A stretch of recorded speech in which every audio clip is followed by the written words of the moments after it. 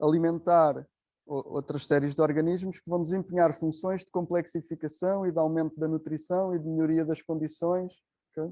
Então, na prática, é um pouco isto que acontece. A planta não agarra num sal e... ou pode fazê-lo, mas não é eficiente. Okay? Não...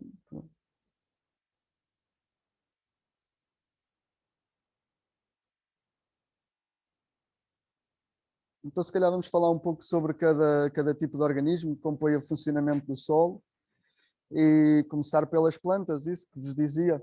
Elas são os produtores por excelência, pronto, temos desde as árvores, que são estes seres magníficos que digamos que estão no topo da complexidade das plantas, não é? Mas temos outras plantas bastante mais simples. Aqui conseguimos ver alguns líquenes também, que também são importantes em algumas fases do sistema, nomeadamente quando temos superfícies e não substrato, digamos. Mas elas vão ser importantes por isto, elas vão ser responsáveis pela fotossíntese e vão estar a fixar carbono, fixar matéria orgânica, vão estar a produzir açúcares para que o sistema todo funcione. Okay?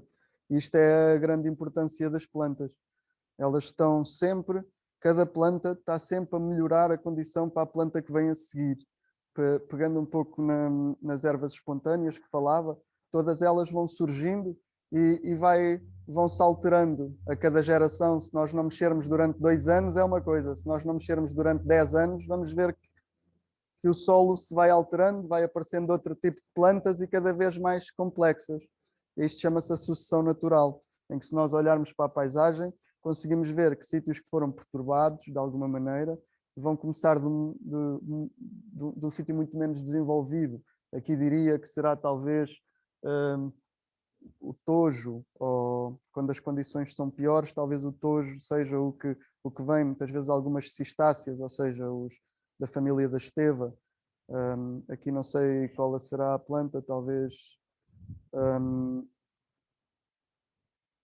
algum tipo de roselha, algum cistos de flor cor-de-rosa. E depois então, quando começa a haver a acumulação de carbono, começa a haver uma melhoria nas condições, começam a vir algumas já fixadoras de azoto já mais avançadas, digamos, mais tipo giestas, mais tipo, já começam a subir um pouco o extrato, a melhorar a condição, e quando começamos a olhar para a base destas plantas, começamos a ver que começa a aparecer um carvalhinho aqui, um carvalhinho ali, que já são plantas da abundância.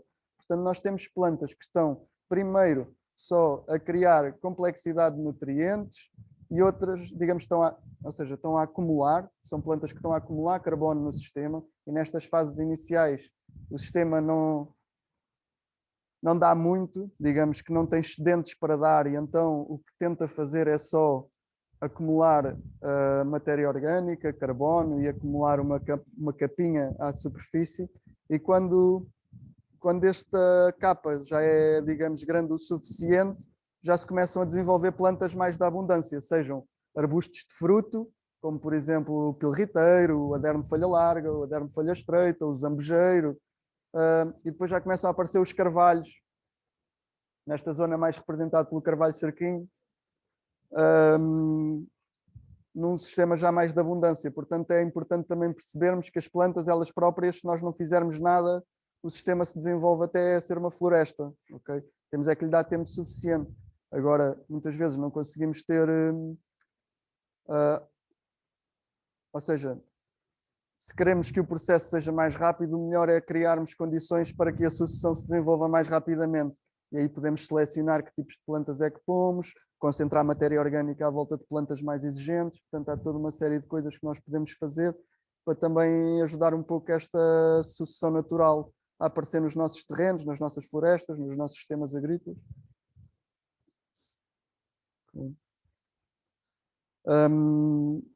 Pronto, e depois das plantas temos, por exemplo, as bactérias. As bactérias são organismos muito simples, que não têm a informação genética organizada no núcleo e que têm uma grande capacidade reprodutiva e que estão envolvidas em muitos dos ciclos.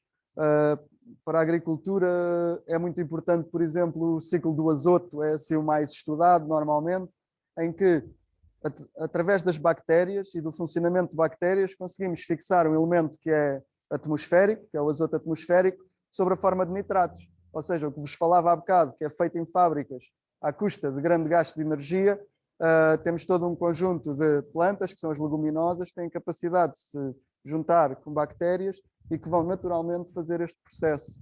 Okay? Portanto, este processo existe de forma natural, podemos também tentar promovê-lo e é feito já há muito tempo com as adubações verdes, com esse tipo de coisas. E então aqui podemos ver bem a importância das bactérias e neste caso estamos a olhar só para um tipo muito específico de bactérias dentro de toda uma série de funções que existem, mas este, digamos, é o exemplo mais clássico. Mas o que eu queria que vocês percebessem era um pouco isso, é que as bactérias normalmente agarram no elemento, transformam-no e entregam-no a alguém. Neste caso era o que nós víamos. Não há nenhum subproduto da natureza que não seja usado por outro.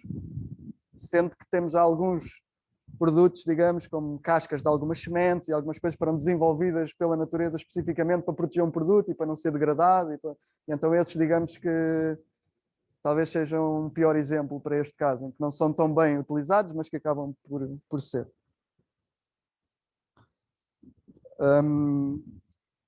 Temos também os fungos. Os fungos vão ser super importantes. Nós normalmente olhamos para os fungos como... Posso pedir o meu casaco? Estava a precisar do casaco. Obrigado.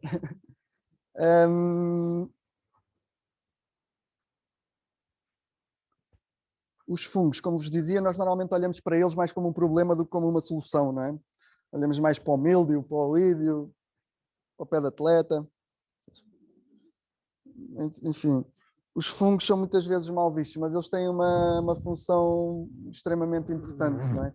Mesmo quando olhamos para os fungos parasíticos, que podem ser um problema na produção florestal, eles têm um papel e desenvolveram-se porque têm um papel. Têm um papel de mandar abaixo árvores que estão menos saudáveis ou criar um espaço de clareira de onde possa vir novamente uma floresta. Temos que nos lembrar que uma floresta nasce em cima de uma floresta caída e então até esses fungos, que muitas vezes são olhados com muito mais desconfiança e com muito mais ódio, têm a sua função. Mas pronto, saindo um pouco desses parasíticos, vamos falar um pouco mais dos fungos micorrízicos e dos fungos saprófitas. Já ouviram falar disto? Alguém sabe o que é um fungo?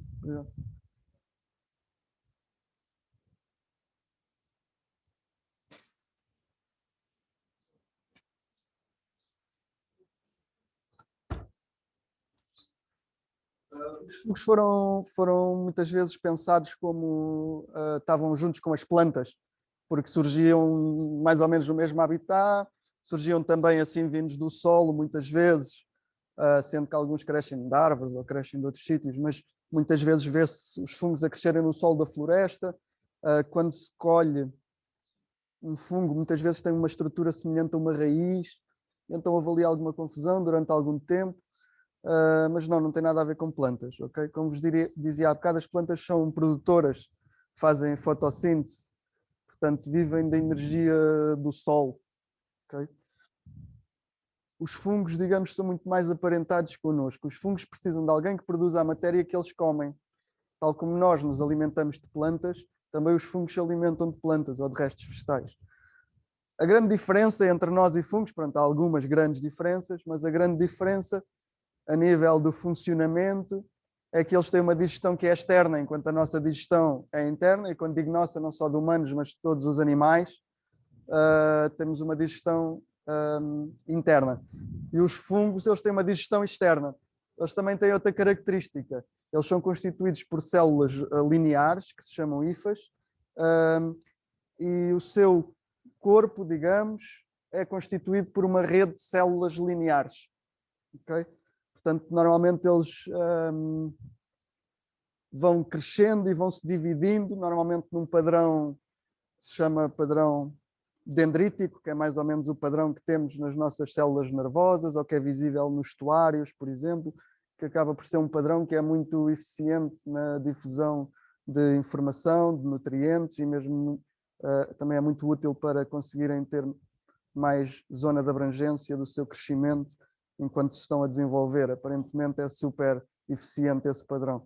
E então muitas vezes eles crescem como essa rede, talvez já tenham visto, não é? Como é que aparece uma laranja, por exemplo, aquele bolor cresce assim sempre um redondinho, a um ponto mais inicial, e depois ele normalmente cresce, se não tiver nada que o sustenha, tem um crescimento mais ou menos regular e mais ou menos circular, pronto, nesse padrão.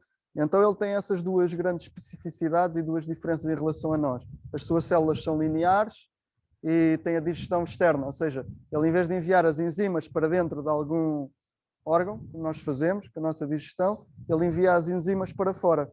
Portanto, eles acabam por ter estômagos abertos no meio da floresta que estão a digerir um pouco de matéria orgânica, ok? O que eles fazem é que quebram as ligações da celulose, da lignina, há vários tipos diferentes, mas eles conseguem aproveitar a energia que está contida nessas ligações e acabam por daí tirar energia para o seu funcionamento e conseguirem daí exercer o seu crescimento. Ok? Portanto, eles imaginem que estão em cima de um pedaço de madeira ou em cima de um coisinho de palha e o que eles começam a fazer é enviar enzimas digestivas. As coisas que estão na sua adjacência começam a ser digeridas, começam a ficar...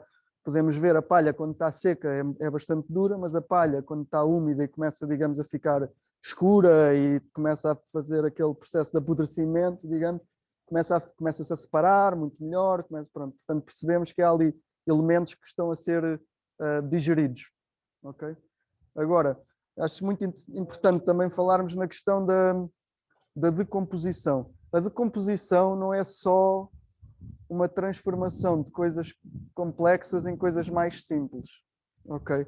Como temos vários organismos a promover decomposição, cada um desses organismos está também a promover toda uma complexidade que acontece dentro dele. Ou seja, não é verdade esta ideia de que a decomposição é uma tendência para a simplificação. Okay? A decomposição é uma tendência para uma complexificação. Okay? Mas de uma maneira mais desfeita. E isto acho que é muito importante nós pensarmos, porque senão estamos só a pensar em elementos minerais separados, a entrar para dentro de plantas e a ser responsáveis pela sua nutrição, ou então estamos a pensar em toda uma série de moléculas orgânicas que podem diretamente entrar para a planta, diretamente ser utilizadas e a planta não ter que sequer pensar em gastar energia em fazer aquele composto, porque o adquiriu diretamente.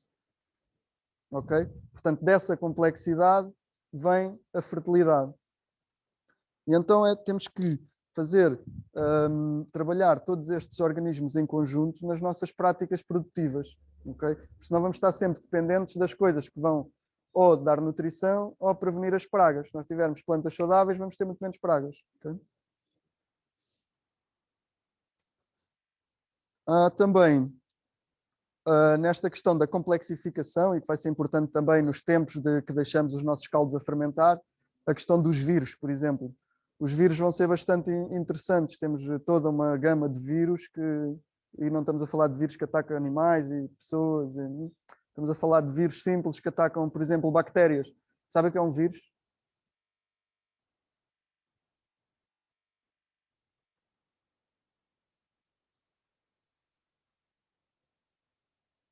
Então, um vírus, digamos que é uma cápsula de proteína que tem lá dentro o material genético e tem capacidade de entrar dentro de uma célula, meter lá esse material genético e a célula com a sua maquinaria de transcrição, isto são processos genéticos, ou seja, a célula normalmente está preparada para se multiplicar ela própria. Mas o vírus é capaz de injetar informação lá dentro e dizer, tu vais produzir coisas iguais a mim. E o vírus não tem essa capacidade de fazer essa produção dele próprio. Precisa de maquinaria já adaptada a que ele entre, ele só dá a informação e essa informação é traduzida em novos vírus, ok? Pronto, isto acontece dentro de células, por exemplo, de bactérias. Imaginemos as bactérias que estão no solo. Têm toda, se virmos qualquer célula que esteja fechada, compartimentada, com toda a sua complexidade lá dentro,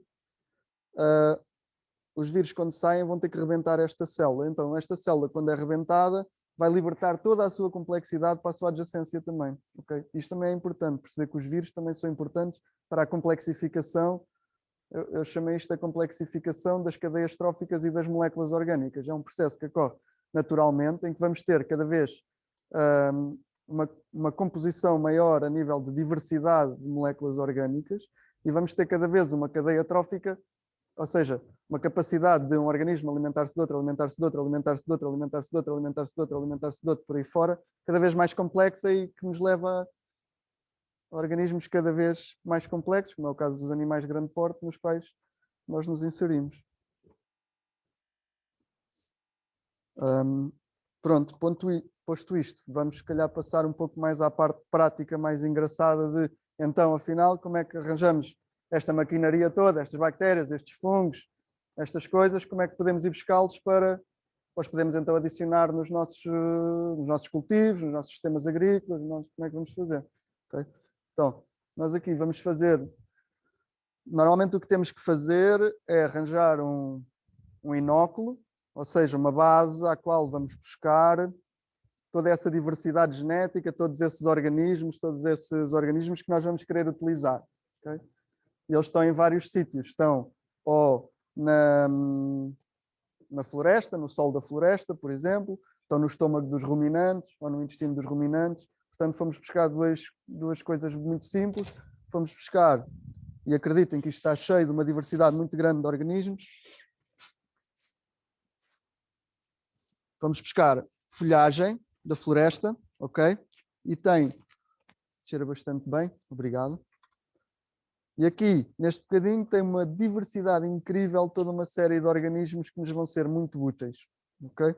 E então nós fomos buscar, digamos, elementos a um sítio que está bastante bem desenvolvido para aplicar nas nossas culturas e em sítios que normalmente estão um pouco mais degradados, ok?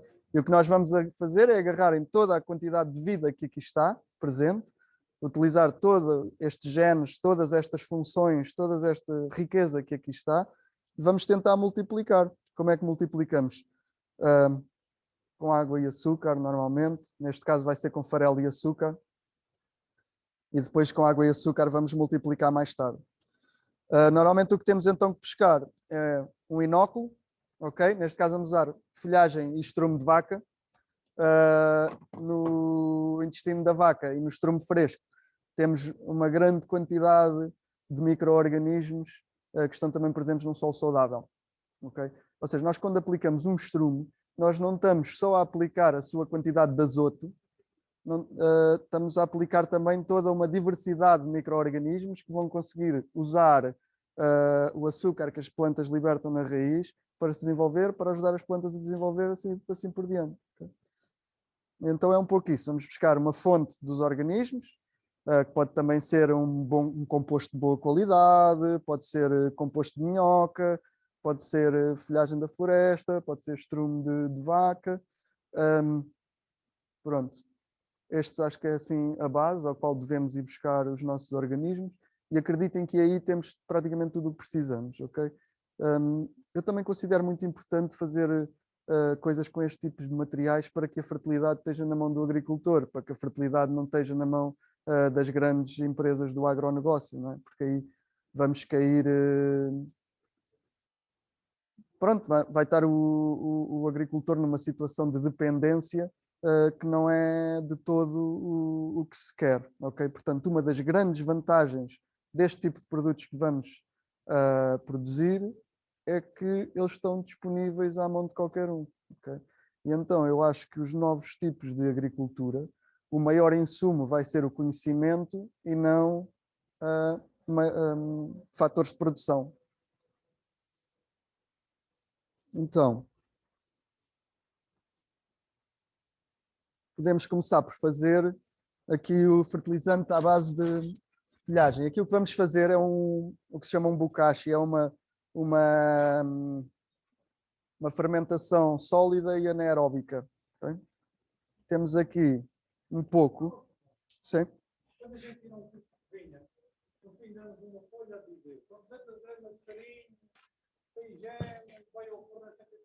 Uhum.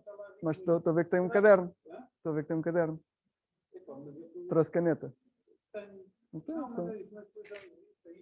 não, é melhor apontar. É melhor apontar.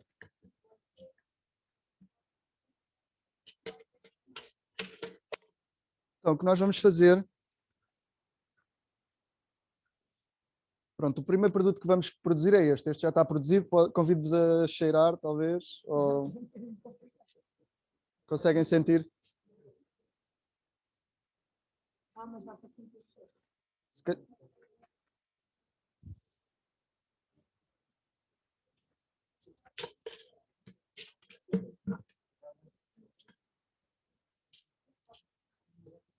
Eu posso mostrar este mais para cá.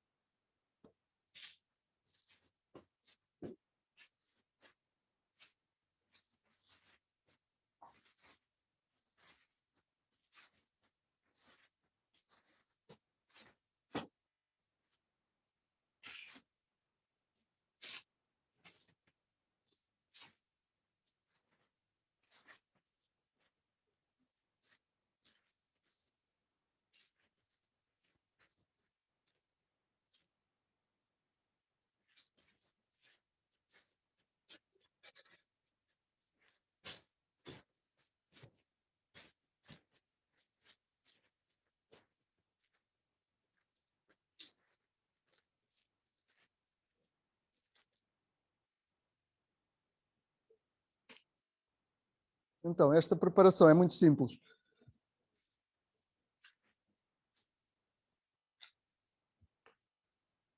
Nós o que vamos fazer é mais ou menos o mesmo volume de farelo e de folhagem. Neste caso vamos usar um bocadinho mais de farelo do que de folhagem. Neste caso é semi, é um bocadinho mais fininho.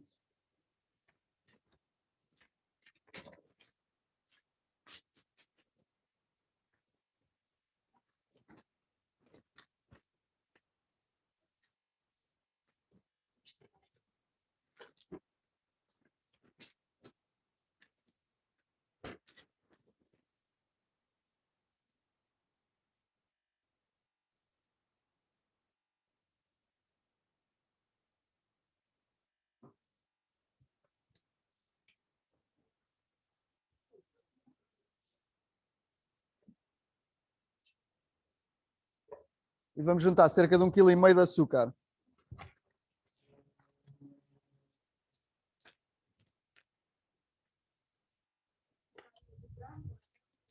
É indiferente, eu prefiro normalmente usar o amarelo, mas podemos usar isto ou podemos também usar melaço. Melaço de cana, melaço de beterraba.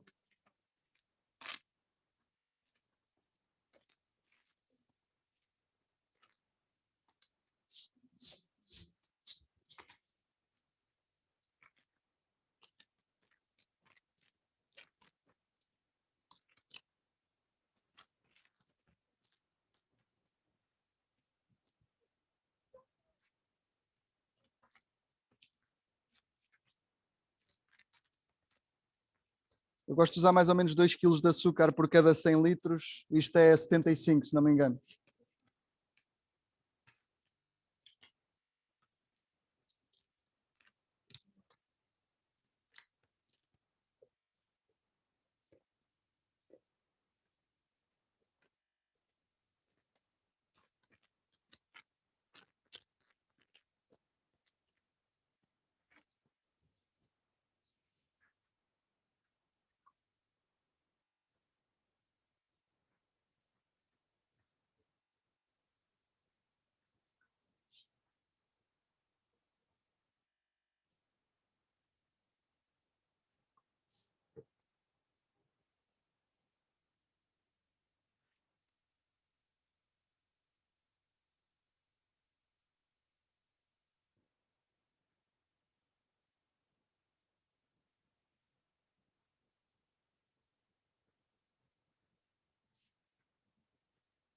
Isto agora é só misturar.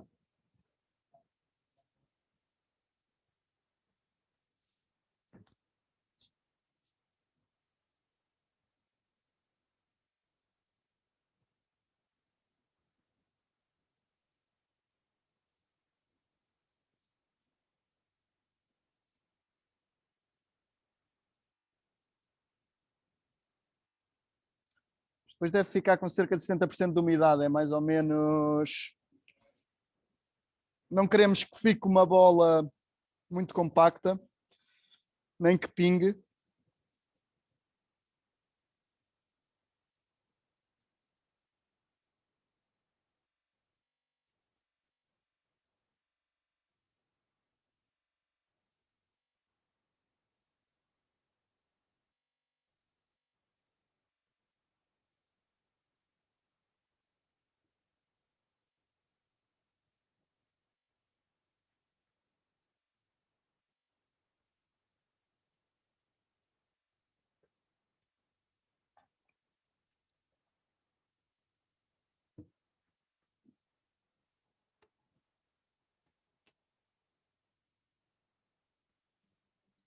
Obrigado.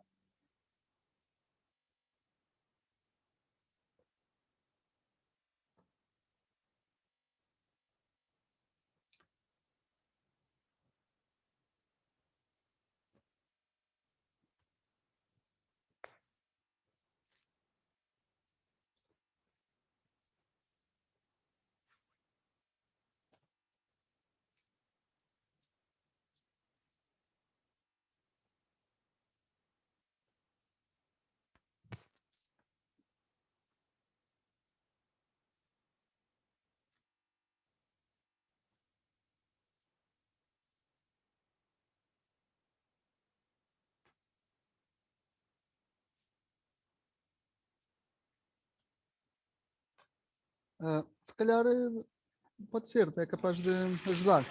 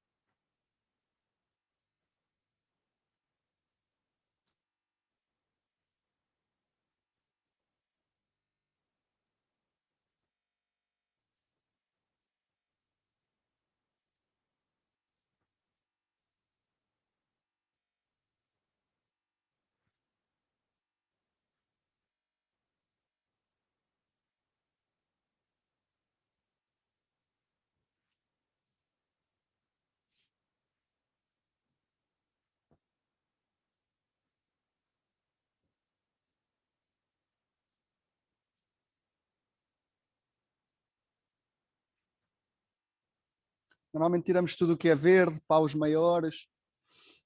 E idealmente também se usa a folhagem já um bocadinho mais decomposta, ok? Normalmente quando temos aquela camada de folhagem, utilizar não aquela que está por cima, separar essas folhas e ir àquela camada que já está semi-decomposta, que já está mais, já mudou de cor, já está meio desfeita, vai ser muito mais eficiente.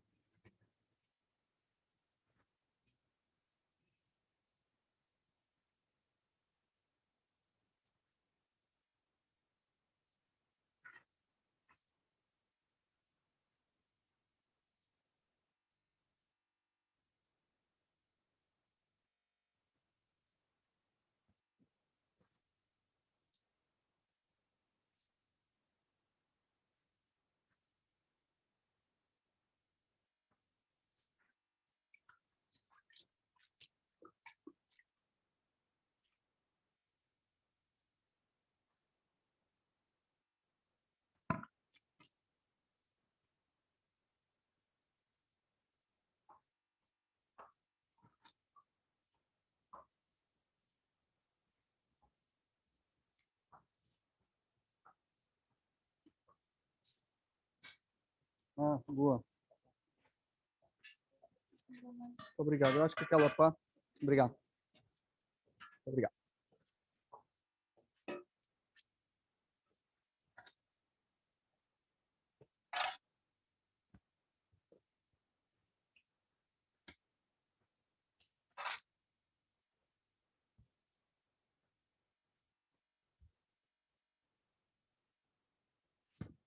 Acho que ainda vou precisar é mais um balde com água, por favor, talvez este.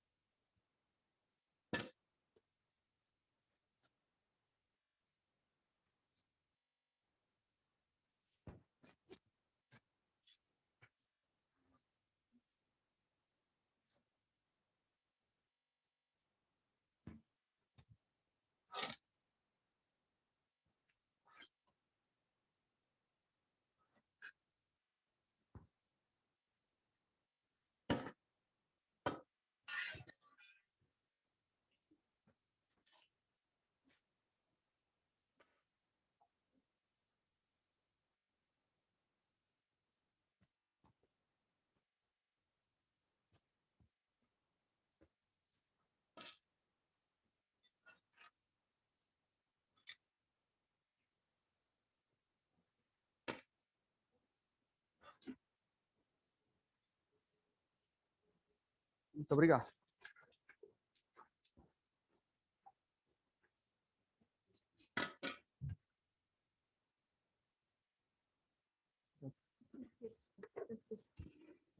Não, isto é detergente. Não é água, não.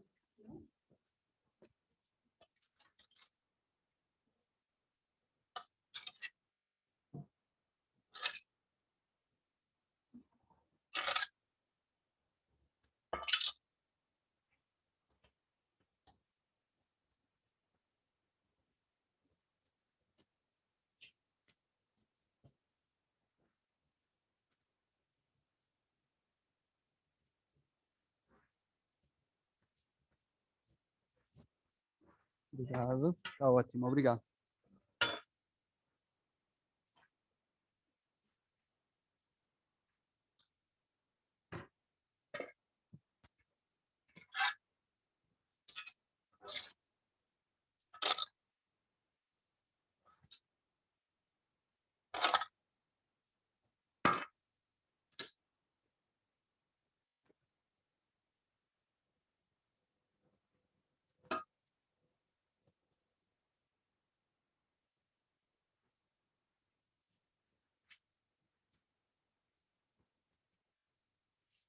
Portanto, aqui basicamente o que estamos a fazer é vamos buscar os fungos e as bactérias à folhagem.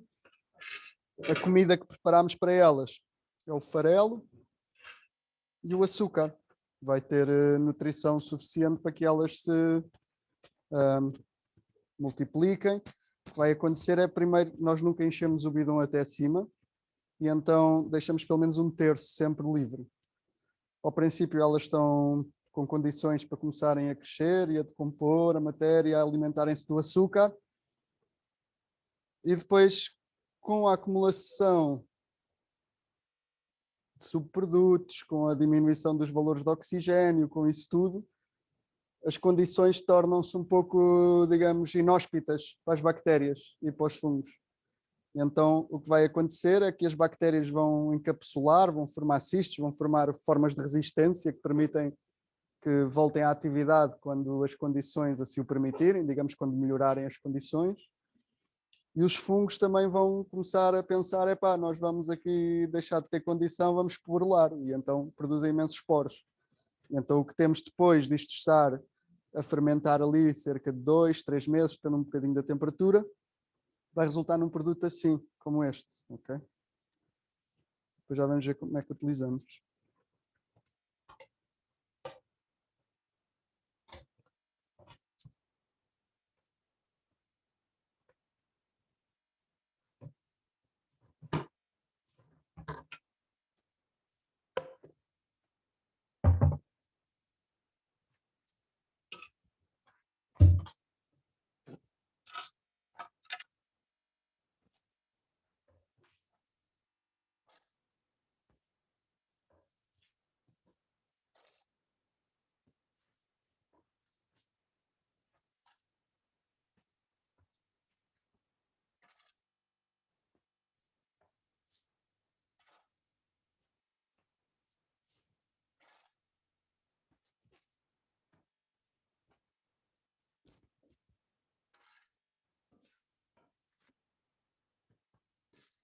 Obrigado.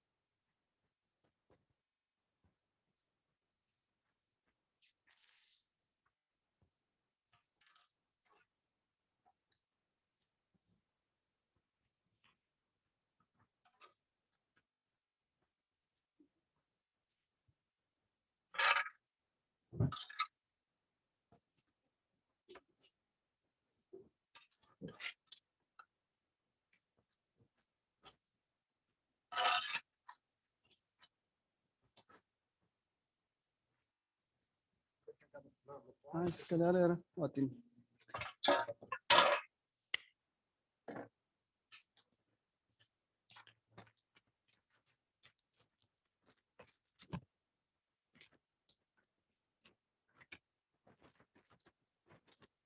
Obrigado.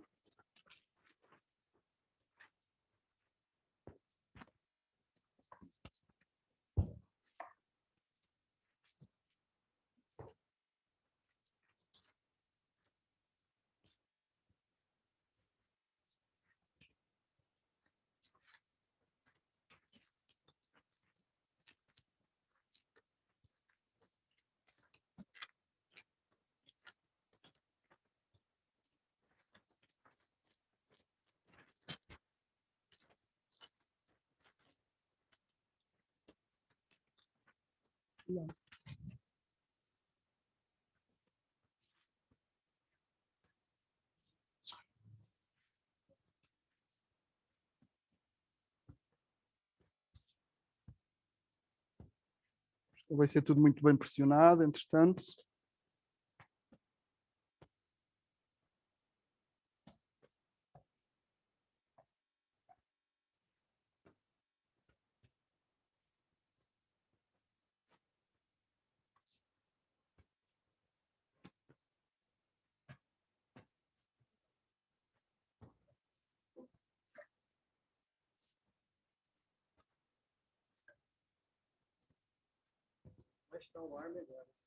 Sim, sim, sim. Convém mesmo tirar o máximo do ar e compactar o máximo possível.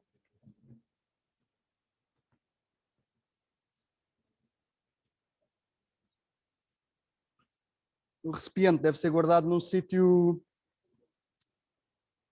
que não apanhe sol, para não passar 20 e muitos graus, ótimo.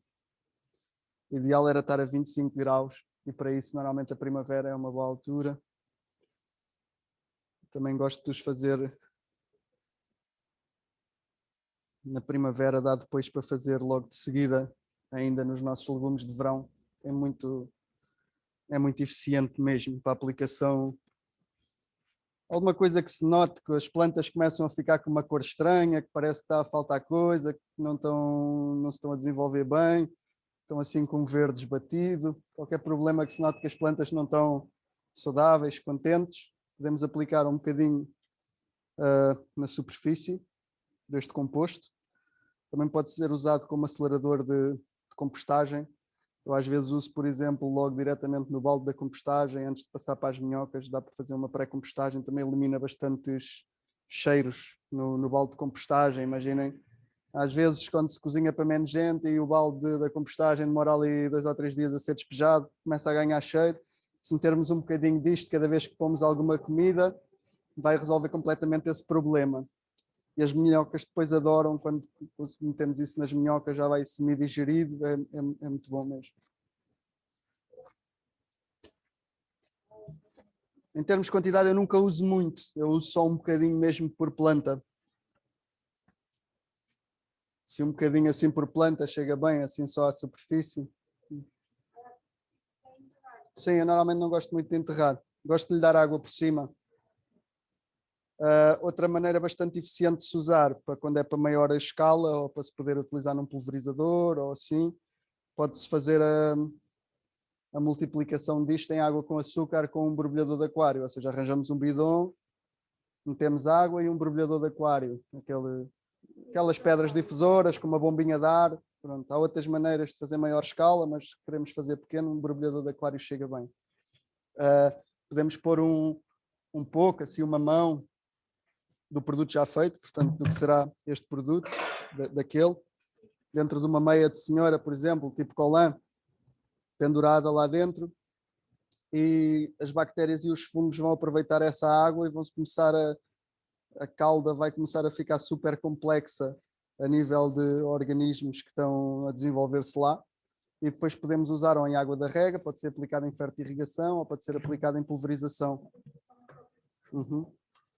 Uma coisa. Comparar, sim. Eu vou só pôr assim, cada área este é complicado, este acabou de ser feito, a origem é a mesma, agora cheirem um e o outro, é mentira. O ideal é ele ficar com este cheiro quase a pêssego. Também há quem identifique como o cheiro da silagem também, quem faz silagem para o gado, fica assim este cheiro. São vários tipos de fermentações, entre os quais a alcoólica também, mas também acética. E então há toda uma série de subprodutos que estão aí. Este é mesmo o meu composto preferido para usar na horta, sem dúvida. Mas é mesmo sem dúvida tem resultados mesmo espetaculares. Uma coisa super simples de se fazer, barata. E quando se quer multiplicar em água para maior escala também se pode fazer. Portanto, é bastante eficiente. Sim, sim. Normalmente não convém ultrapassar as 48 horas. Quando queremos, porque aqui no que nós queremos aproveitar é mesmo a quantidade de organismos vivos e não a fertilidade que lá está dentro. Quando queremos a fertilidade, vamos fazer agora um composto mais aquele com estrume, e aí deixamos uma fermentação mais longa. E aí não só as bactérias entram em funcionamento, mas depois também os vírus fazem os caldos mais nutritivos ao abrirem as bactérias dentro do caldo. E aí aproveitamos mais a nutrição. Nós, neste e depois naquele que vamos fazer de batata, o que nós queremos mesmo é os micro-organismos vivos. E essa diversidade. Quando começamos em sítios fechados a prolongar das duas uma, ou selecionamos um tipo de organismo que vai ser, digamos, dominante a longo prazo, ou promovemos também muita morte de muitas células por outras questões, nomeadamente não terem condições para estar, e faz mais um caldo mais nutritivo. Nós, neste caso, vamos querer a atividade biológica, digamos, porque é isso que vai atuar, e não a fertilidade em si, não a nutrição em si.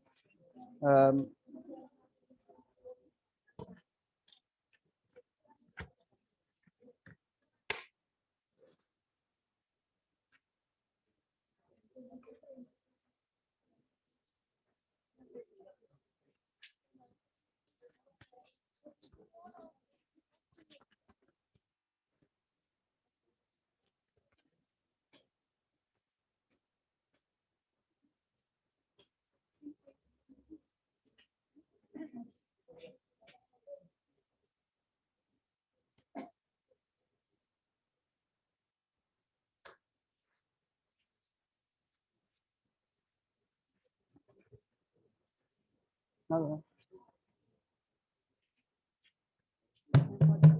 Vamos ir para aqui. Assim também misturamos já. Este já está feito. Acelera. Este composto poderia ser feito diretamente a partir de um composto já pré-feito também, uma segunda geração, ok? Mas traz outros problemas associados e eu queria mais mostrar-vos desta maneira, é mais fácil de fazer.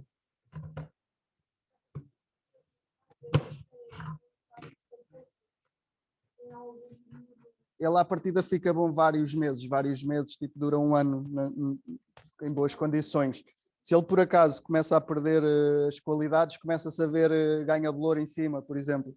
E aí se ganhar um bolor verde, ou se for só um branquinho leve, está tudo bem, às vezes um pontinho ao outro, começa a ficar muito verde ou ganhar muitas cores, aí já não é tanto o que nós queremos. E depois estas questões das fermentações têm sempre isto. Isto é também a biodiversidade que nós estamos aqui a pôr, que é complicadíssimo nós sabermos o que é que cá está dentro. É possível, fazendo sequenciações, DNAs, não sei o quê, perceber mais ou menos o que é que há, mas é super complicado. E então eu vou muito pelo cheiro. Se o cheiro é agradável, à partida são micróbios bons.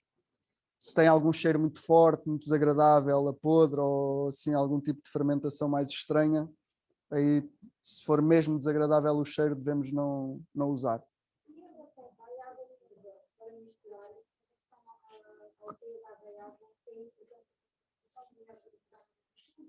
Usar água da chuva ou de poça é melhor do que da torneira, mas a questão mais até é o cloro. A água da torneira com cloro não é preciso. Sim, da chuva é bom, do poço é bom, do furo é bom, a da torneira é que normalmente não é a melhor, porque nós aqui queremos mesmo que os organismos estejam vivos, que estejam sem nenhum agente que os destabilize. A quantidade é pouca de água, o pH da água não vai alterar assim tanto aqui este caso, não vai haver problema. E também estamos a usar micro-organismos que são locais com água local. Portanto, aqui, se for muito alcalino, por exemplo, se a água for dura e alcalina, vai estar em concordância também com o solo e então, à partida, não teremos assim problemas. Uma das coisas que eu gosto é que existem inúmeras versões comerciais de produtos à base de micro-organismos. O que me fascina mesmo é que nós conseguirmos ir buscar a produtos realmente muito simples.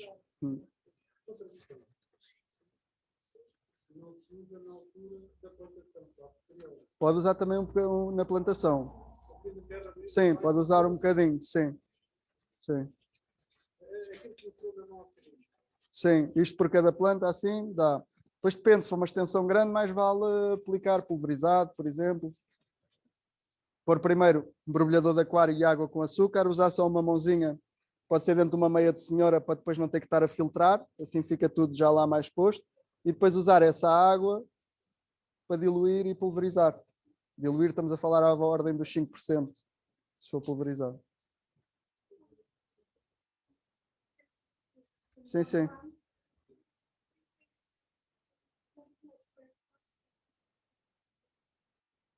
Não percebi.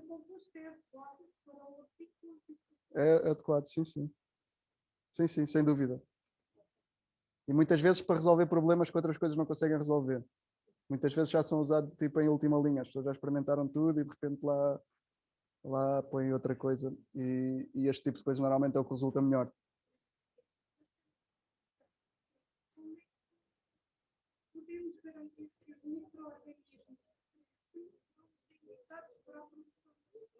Pronto, tem a ver com o sítio onde fomos pescar uma floresta saudável e tem a ver com esta questão do cheiro que dizia, ok? O cheiro tem que ser agradável e à partida é uma fermentação agradável, ainda não me aconteceu. E então dá este cheiro tipo a pêssego, online não conseguem perceber, mas é um cheiro, uma fermentação, como é que eu ia dizer?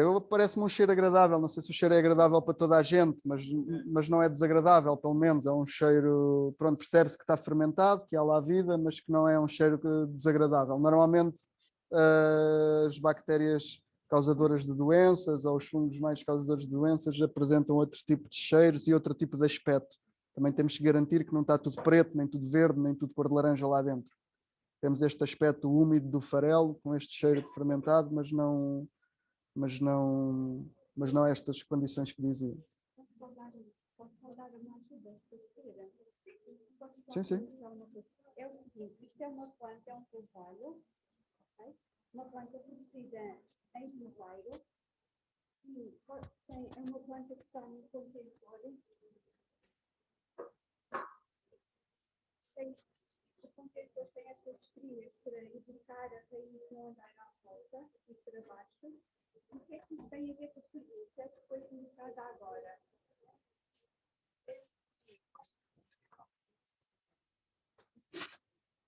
E é o seguinte, o que é que isto tem a ver com a pergunta que foi colocada? Perguntaram como é que a gente sabe que isto é bom ou é mau. Eu olho para aqui e vejo o substrato todo coberto de um micélio branco, já vou mostrar. Este micélio é um fungo. E a pergunta é, patogénico ou micorrízico? Ok? Eu olho para a planta tem aspecto saudável, o colo está bonito, é saudável. Se eu tiver dúvidas, olhem, qual é que se tira? O cheiro. Basta cheirar a raiz, se ela estiver podre, se for patogénico, cheira a podridão. Se não for patogénico, cheira muito bem. Ok? Portanto, isto que vocês estão a ver aqui, eu vou passar, vocês podem cheirar e ver, é o inicial estilo de um fungo micorrízico, que vai ajudar muito a planta a instalar-se no campo. Ok? Professora, também seria interessante tentar mostrar para a câmara, se calhar dá para ver ali. Depois também conseguimos ver aqui melhor na lupa essas estruturas e até aproveitar para perceber melhor o que é esta questão do fungo, ser filamentoso e como é que... Esse aqui já está pronto. Já está pronto. Agora é esperar que fique assim, cerca de 3 meses. É só esperar que fique assim, com esta condição. Corre risco de eu abrir e não está pronto e eu tenho que fechar. É voltar a fechar. Voltar a fechar, quando abre, ele quando está pronto, ele agora assim já pode ser... É assim, só abrimos mesmo caso necessitemos de tirar, não é para andar a ver, mas pronto, abrir, tirar um pouco, fechar, não tem problema, ele continua, aguenta-se bem, está como que conservado. As condições não estão boas para os organismos já, mas também não estão boas para outros que aterrem lá.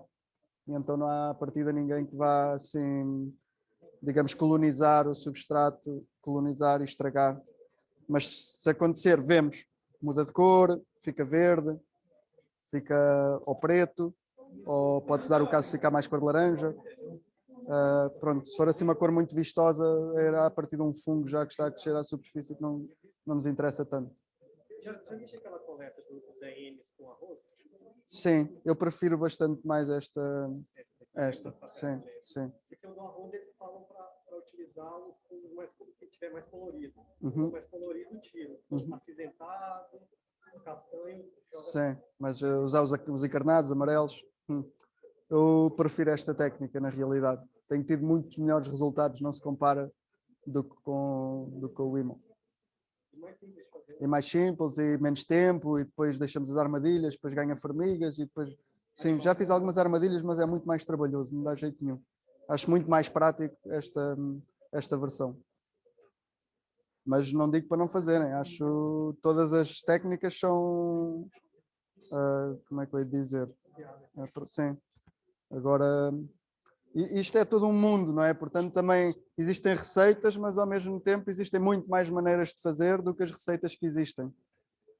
Como é que eu ia dizer? As receitas são coisas que estão experimentadas e que estão trabalhadas, mas desde que uma pessoa vá buscar comida para os micro-organismos e um bom inóculo, aí temos meio caminho andado para... Depois é ter cuidado com as quantidades de açúcar, normalmente não abusar muito no açúcar, porque senão podemos ter uma fermentação que vai ser alcoólica e promover mais leveduras em vez de promover os organismos que nós queremos. Pronto, tentar fazer um equilíbrio, não abusar muito no açúcar, normalmente é chave para a coisa também correr bem. O açúcar é aquela coisa, mais vale às vezes meter um bocadinho a menos do que meter a mais. Porque vai dar muito menos problemas se metermos a menos do que se metermos a mais.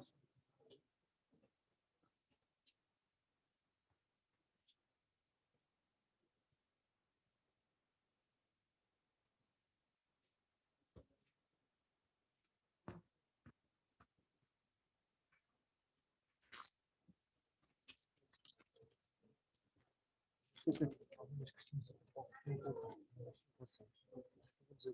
Respondemos já. Sim. Se puderem colocar, está ótimo. Sim, por favor, podem colocar essas questões.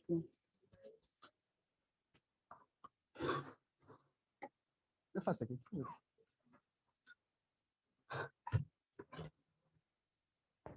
Sim, força.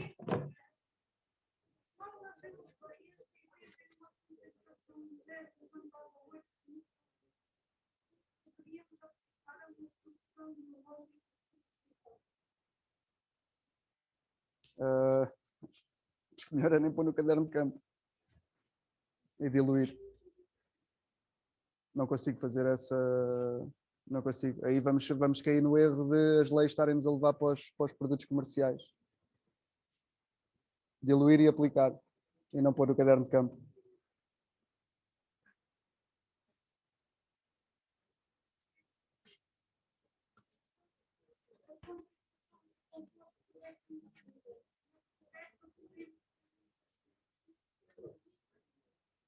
Armilária, sim.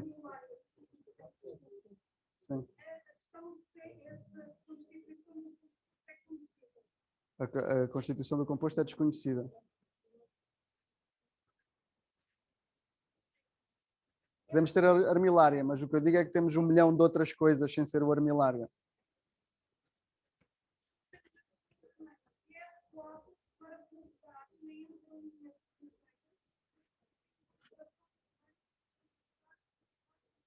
Pode ser utilizado, sim.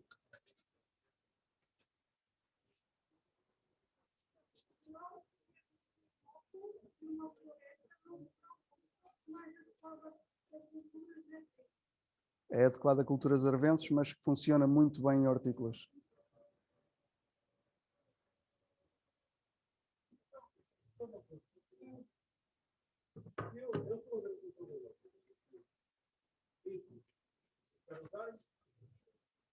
Então, se a agricultura biológica diz que eu não posso usar o açúcar branco ou amarelo, mas posso usar o açúcar mascavado. Uhum. Se eu usar açúcar mascavado... Sim, ao melaço. O melaço eu não gosto tanto de usar melaço, porque normalmente o melaço que temos é de beterraba. E normalmente vem com coliformes. E aí convém ferver um pouco a calda antes de a aplicar. Por exemplo, nas compostas. Eu posso usar açúcar mascavado para se dá para usar para fazer um bem alimentar, também dá para fazer um bem alimentar para o peixe. Sim, eu penso que sim. Eu nem vejo qual é o problema de se usar açúcar na planta como insumo. Não digo como compota, mas digo como insumo, sendo um produto de origem natural, que não passa por processos químicos. Não vejo o porquê de não se poder utilizar. Ok. Ok. Químico? O processo é químico? Químico, digo... Pois tem que ser bio, não é? Então, mas ele vai ser decomposto por uma série de organismos. Não sei como é que isso funciona, na verdade. Pronto. É isso, eu acho que isto às tantas já não é bem farelo, não é? O farelo depois de ser compostado, digamos, já não acaba por já não ser o farelo em si, não é? Já... Pois, com certeza, isso melhor é ver com a própria certificadora. Na compostagem, por exemplo, nós podemos usar resíduos da cozinha, nomeadamente cascas da fruta e de legumes, que não são biológicos. E porquê? Porque vai decompor. E logo isto é um bocadinho ao encontro disto. Eu acho que isso é um bocado, se calhar mais vale falar com... Tem que ser sempre o organismo. Eu não vejo porquê destes produtos não poderem ser utilizados. Temos só aqui mais uma questão. Melaço de cana-de-açúcar seria adequado? Seria adequado. Na Ilha da Madeira tem engenhos que produzem. Se tiver nas caixas, não apanhamos melaço. Eu preferia usar melaço de cana ou açúcar, mas nós não é difícil arranjar. E a beterraba, pelas suas características de produção, por ser um tubérculo, muitas vezes produzido com estrume, depois, durante o processo, não são mortos todos os coliformes e acabam por se expressar aqui. E esses sim depois acabam por dar cheiros e por dar assim coisas estranhas no composto. E aí eu prefiro usar açúcar por isso, mas se for um melaço de cana é ótimo. Agora vamos fazer outro, super simples. Usámos a folhagem toda.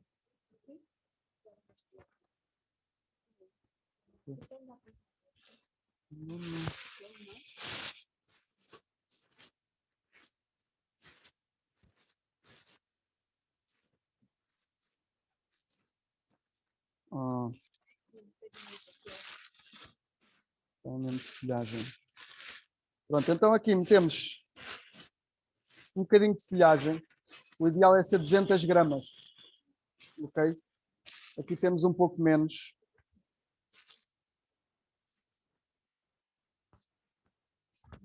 Mas eu já vou compor isto. Já vou pôr aqui a folhagem, está bem? Mas o que precisamos é 200 gramas de folhagem. 200 gramas de batata cozida. Isto para 100 litros de água, ok? Então, o que nós precisamos é para 100 litros de água. Neste caso está aqui um bocadinho menos. Está aqui um bocadinho menos de água, mas para 100 litros usamos 200 gramas de batata cozida, desfeita. Fazemos assim um bocadinho de puré de batata. E usamos 200 gramas de sal marinho e 200 gramas... Então, vou começar de novo, peço desculpa. 100 litros de água, usamos 200 gramas de batata cozida, 200 gramas de açúcar e 200 gramas de folhagem. Okay? Portanto, fazemos 100 litros com 200, 200, 200. Okay? É só folhagem, batata e sal marinho. E então aqui nós vamos buscar os micro-organismos à folhagem.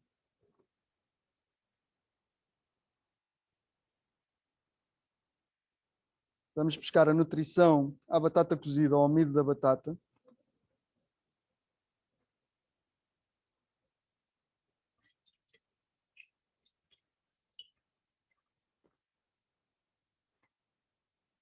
E vamos buscar minerais solúveis ao sal. Okay? São minerais que foram arrastados pela chuva até o oceano, voltaram a ser cristalizados e voltam a ser trazidos para cima. Okay? Nomeadamente o cloreto de sódio e outros. 200 gramas. Okay? Às vezes perguntam-me se tem problema usar usar o sal. Não, porque isto ainda vai ser diluído. Aqui já estamos a usar pouco. Estamos a usar 2 gramas por cada 100 litros, mais ou menos. Não, por cada litro, desculpa. E depois ainda diluímos depois para aplicar, ok? Estas diluições normalmente aplicam em 2 a 5%, todos estes produtos que são em líquido.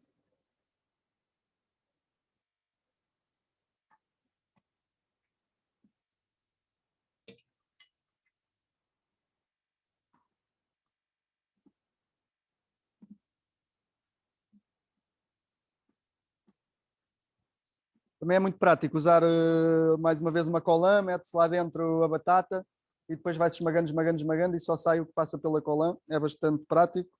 Ou quando estamos em casa podemos logo fazer também o puré com a varinha.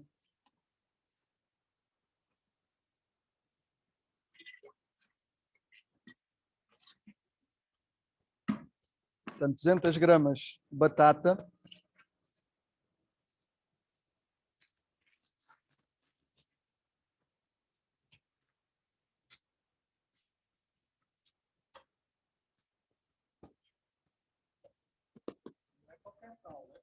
Sal marinho. Sal marinho é melhor do que sal de mina. Do que sal...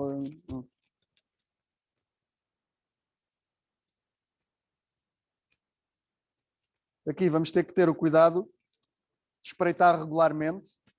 Isto é um processo que é dependente da temperatura. E o que nós queremos é aplicar este produto. Nós aqui não queremos tanto só utilizar a nutrição, queremos também os micro-organismos. Então o que nós vamos fazer é vamos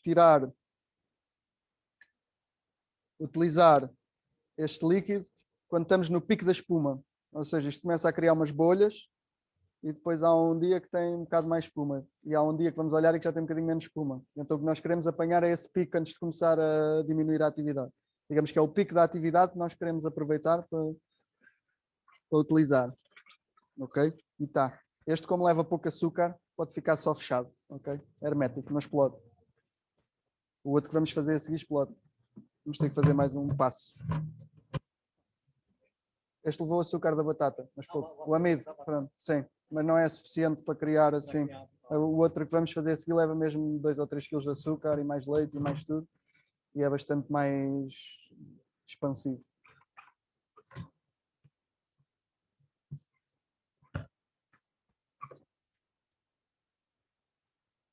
Também convém sempre etiquetarmos o que é que estamos a fazer. Aqui tem uma etiquetazinha, vou só escrever batata para sabermos o que é que estamos a fazer aqui. Também bastante simples, uma mãozinha de folhagem. Este ainda falta levar um bocadinho mais de folhagem, está bem? Vou mesmo só um restinho, mas pronto, ficou exemplificado como é que se pode fazer, ok? Fica também à sombra. Fica também à sombra, o ideal é 25 graus. E vamos espreitando regularmente, está bem? Quando vemos o pico, abrimos todos os dias para espreitar. Mais ou menos quanto tempo? Deve ser entre 7 e 14 dias, vai ser o pico, mas depende um bocado da temperatura. Se estiver muito frio, pode demorar um bocado mais. 25 é o ideal. Normalmente 25 graus é a temperatura ótima para os processos biológicos acontecerem. E depois há algumas exceções na questão dos organismos que estão habituados a certas temperaturas específicas. Mas é, digamos, a gama de temperaturas a que as enzimas todas funcionam melhor, logo todos os processos vivos funcionam melhor, é ali à volta dos 25 graus. Então, e agora vamos fazer o último. Este já é um biofertilizante. Já vamos deixar fermentar durante bastante mais tempo. Já vamos ter que fazer um escape de ar para não rebentar. E vamos buscar os micro-organismos ao estrume.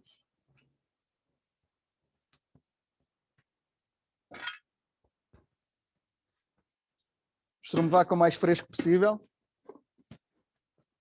É um pouco, não precisa ser muita quantidade. Pronto, acho que está bom. Ele vai ser mais, como é que eu hei de dizer?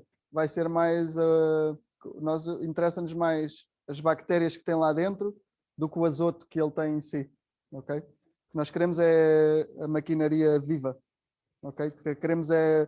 O que nós queremos usar como ferramentas são organismos vivos e não tem tanto a ver com a quantidade do azoto, com o aporte de azoto, ok? Porque pronto, neste caso é o que queremos mais. Neste vamos também acrescentar leite. Vamos acrescentar cerca de 2 litros de leite. Eu gosto de usar leite magro porque faz menos nata. Cria menos nata depois à superfície.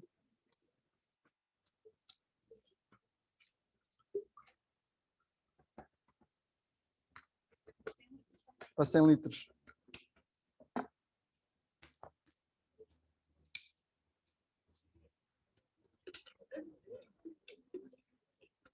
Este sim já fica com um cheiro também bastante mais forte, ok? Mas...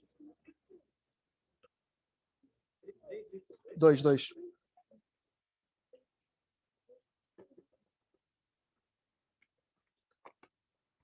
O estrume foi para aí 1 quilo, talvez, 1 quilo, 1 quilo e meio.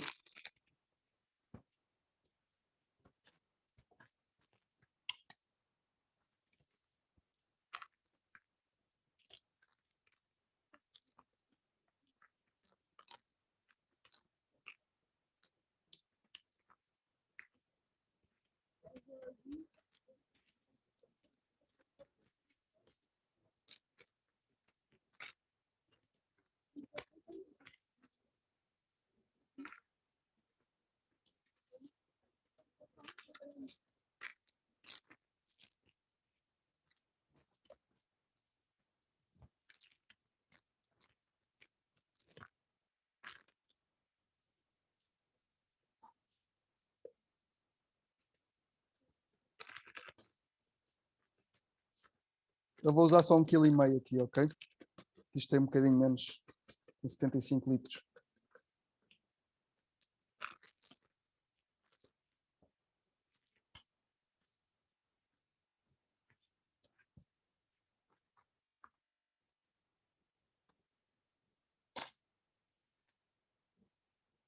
Então, ainda temos é que mexer. Havia aí uma ferramenta que talvez desse. Eu se calhar vou usar este para mexer. Será que pode ser? Depois passo por aí. Ou um pauzinho, ou um ferrinho, ou qualquer coisa. Mas estava aqui este mais à mão. Ah, ótimo, está ótimo, está ótimo. Obrigado.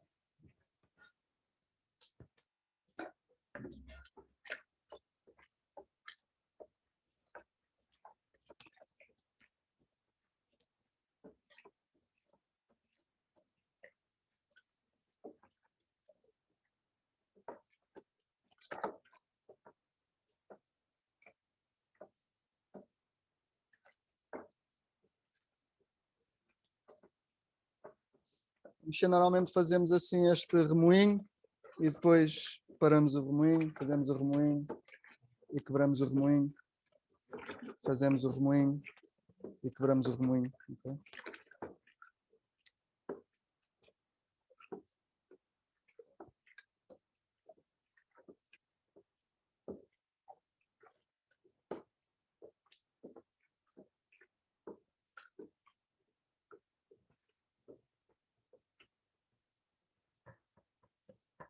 Este é melhor fazer com uma tampa daquelas herméticas, daquelas com fecho igual a esta.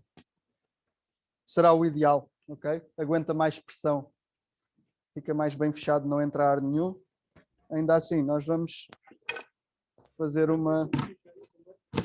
Este vai ficar mais tempo. Este vai ficar até deixar de borbulhar. Temos que fazer aqui uma artimanha. E é um dispositivo para que consigamos soltar a pressão do nosso depósito sem entrar ar, sim, sem entrar oxigênio.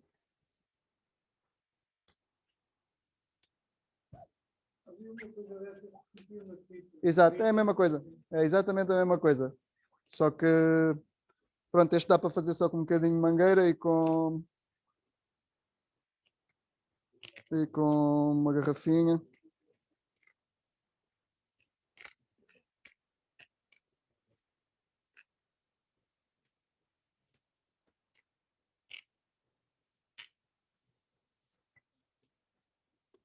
Este é até deixar de borbulhar, até deixarmos de ver borbulhas a sair daqui deste.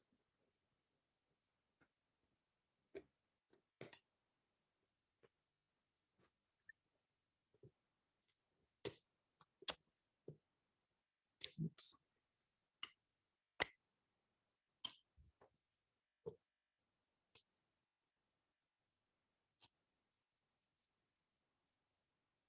Ninguém tem por aí uma garrafa de água ou uma tampa de uma garrafa de água pequena. É porque a furar ele rasgou e vai abrir. Convém ser mesmo feito com cuidado o buraco.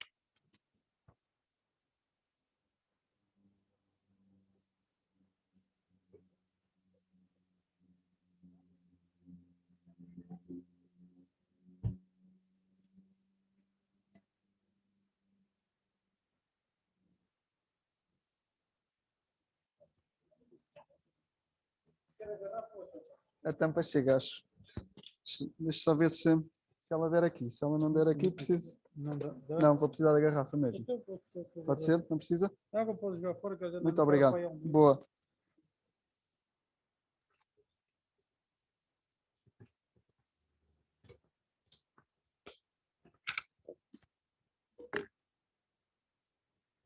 Esta é que não convém mesmo. Ferro quente, o ideal é uma broca mesmo à medida. Os 8 milímetros, a partir dos 8 milímetros é a medida daquela mangueira. Isto é uma maneira, pronto, muito barata de se transformar um bidon num aparelho de fermentação.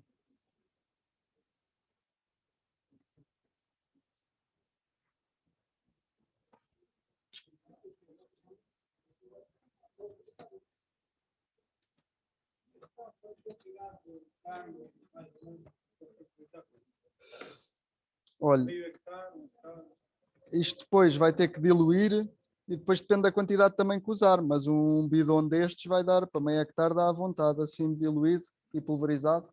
Qual é a concentração? Eu uso normalmente 2 a 5 nisto tudo. Por cento, litros por 100.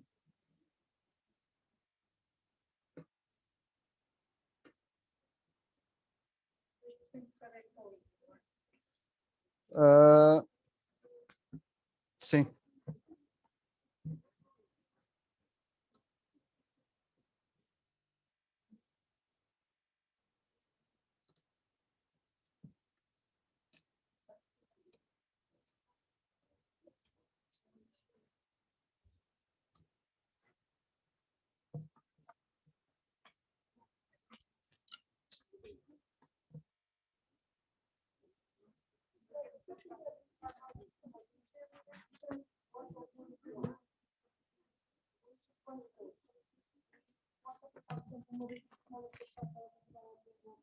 Sim, pode-se aplicar regularmente, sim, não tem problema.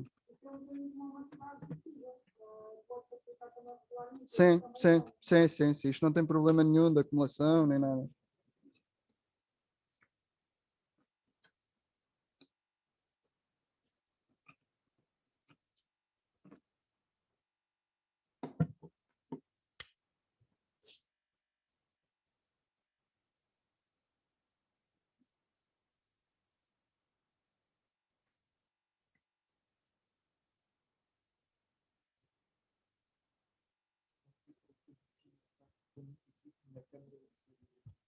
O dispositivo? Ok. Basicamente o que estamos a fazer é um buraquinho na tampa do tamanho de uma mangueira pequena, destas chamam mangueira de nível ou assim. E tem que ser mesmo à medida para entrar. Pronto, entrar justo, ok?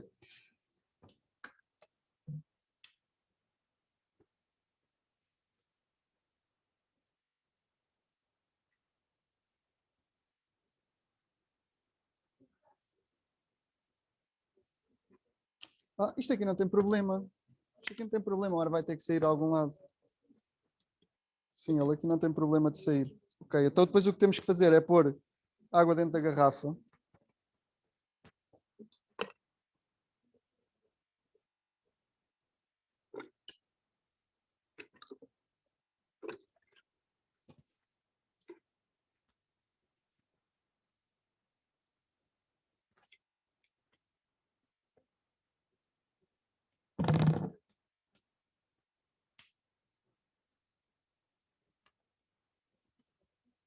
Assim, quando ele acumula pressão, o ideal é depois atarmos aqui um bocadinho.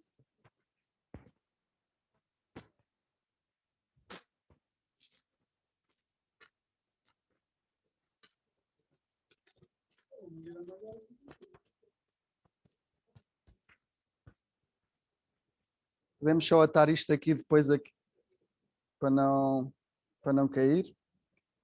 Mas a partir dele está preso. Então sempre que temos excesso de pressão, vai sair uma bolha por aqui, mas nunca entra oxigênio lá para dentro, como se faz na produção de vinhos, de fermentados para aguardentes. E assim não corremos o risco disto explodir, porque ia fazer muito, o açúcar ia se transformar em dióxido de carbono, que é um gás que ocupa muito mais espaço, não é? Então isto ia arrebentar. É quando deixa de fazer bolhas aqui. Nós aqui vemos que ele vai começar a ganhar pressão e a água que está dentro da mangueira começa a ser inclinada cá para baixo. E depois, quando ele começar a digerir, vai começar a ver-se uma bolhinha aqui, berlup, berlup, vai saindo. Quanto mais calor, mais rápido este processo. E depois vai haver um dia em que deixa de haver esta saída. Quando já não houver, já podemos aplicar. Isto depende muito da temperatura, mas isto um mês dá para estar pronto para utilizar, mais ou menos. Agora feito nesta altura. Se vier muito frio, não, realmente demora muito mais tempo.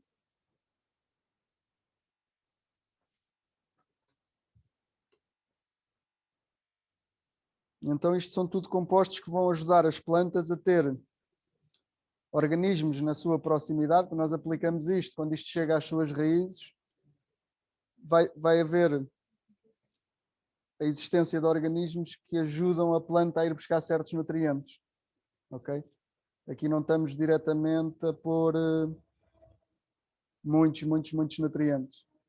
Aqui podemos também pôr, imaginemos que a terra tem falta de um elemento. Notamos que há um elemento que está em falta, podemos logo pô-lo a fermentar aqui, para quando ele é aplicado à planta, ir logo em forma orgânica. Por exemplo, temos falta de ferro, podemos pôr sulfato de ferro, normalmente sob a forma de sulfato. Pomos um bocadinho nessa nossa mistura. É igualzinha, mas logo a ajudar à nossa deficiência. Uma coisa que forma um sulfato e que possamos usar, um elemento que forma um sulfato e que possamos usar e que esteja em falta, pode-se adicionar.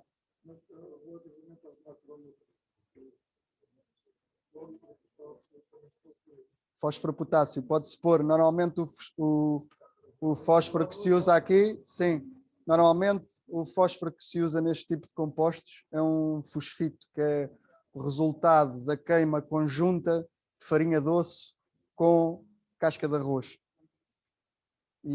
E daí resulta um pouco o fosfito, ou seja, fazer farinha doce, para buscar o fósforo, para não termos de estar a usar fósforo de mina que o fósforo é um recurso não renovável. Normalmente se vai buscar a minas, ok? Fósforo que foi acumulado ao longo do tempo, é pedreira, não é bem mina, mas que é extrativo. Podemos usar a queima dos ossos da vaca, por exemplo. Pode-se fazer um bidon no qual se faz uma fogueira por baixo e ossos por cima, e depois de queimado, desfazer em pó esses ossos. E depois o que se faz normalmente é uma piramidezinha de combustão em que se mete casca de arroz com essa farinha doce depois por cima, faz-se um conezinho com casca de arroz, depois mete-se um bocadinho da farinha doce, depois mete-se uma camada de farinha de casca de arroz outra vez, uma camada de farinha doce outra vez, e a última camada depois é outra vez sempre pode ser várias camadas, mas a última é sempre de casca de arroz, ok? Isto no início pega-se fogo e ela vai fazendo uma combustão e vai daí resultar um produto que se chama o fosfito, okay? Que é o fósforo mais facilmente absorvível pelas plantas, é a melhor maneira que tem de pôr fósforo.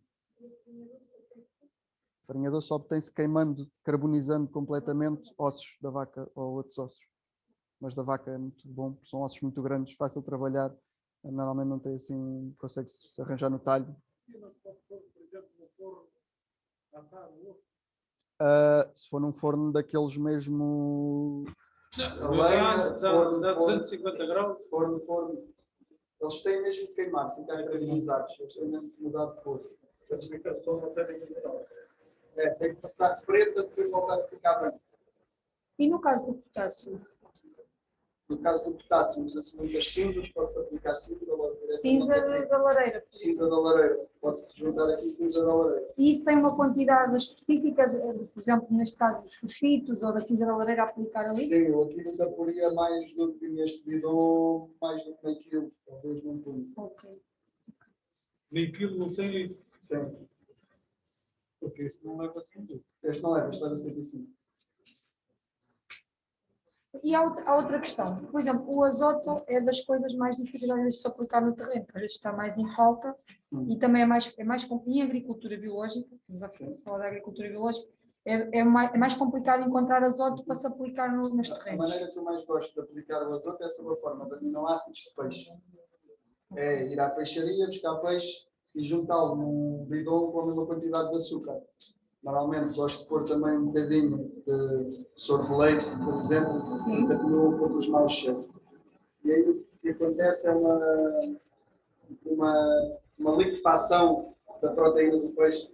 Há um processo que é enzimático, ou seja, nós temos tanto açúcar, imaginemos que pomos 10 kg de barrigas de peixe. É 10 kg de açúcar. 10 kg de açúcar.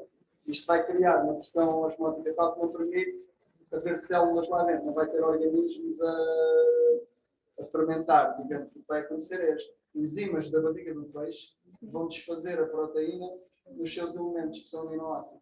E esses então depois é a melhor maneira de aplicar às plantas. É tipo uma emulsão de peixe caseira. Mas que for a carne do peixe? Por restos de peixe, sim. Restos, espinhas. Barrigas, espinhas, sim. Pode ser peixe inteiro, mas é desperdício. É carne. E metemos isso durante quanto tempo? Tripas de peixe. O peixe e o açúcar deve estar quanto tempo na água? Um mês e meio e aquilo começa a ficar... Até depois eu a filtrar largar os líquidos todos. e só depois é que eu junto estas misturas. Isso aí já se pode usar diretamente. Ah, é? Sim, Ok. eu já nem usava Ok. diretamente nas plantas. Isso também pode entrar logo pela folha. O aminoácido entra diretamente Pulverizar. no estômago. Ok. Ou então ferro direto. Ou faz direto.